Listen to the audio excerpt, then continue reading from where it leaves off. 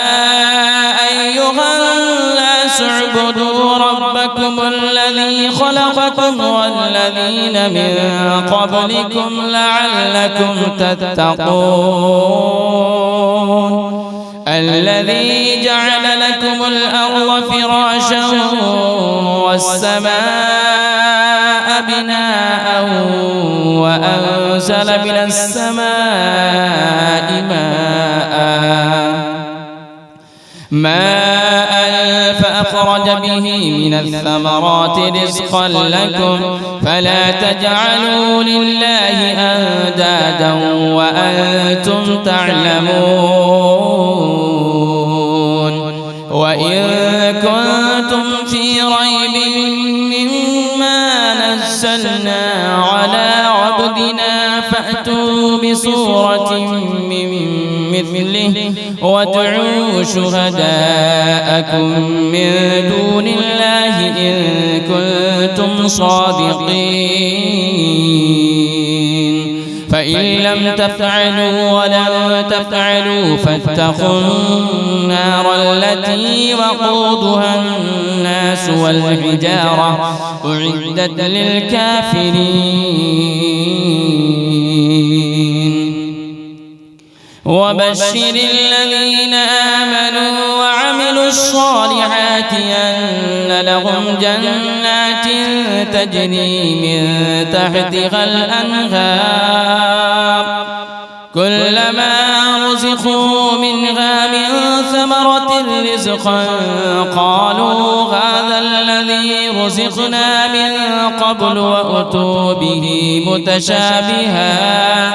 ولهم فيها أزواج مطهرة وهم فيها خالدون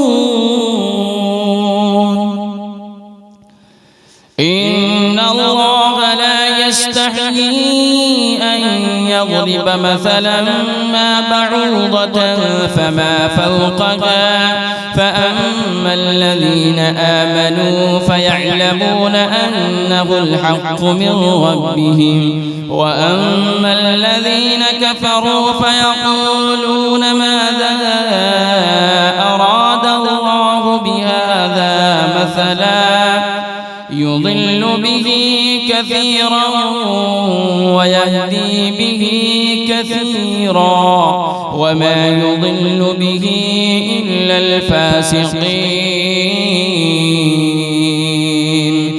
الذين ينقضون عهد الله من بعد ميثاقه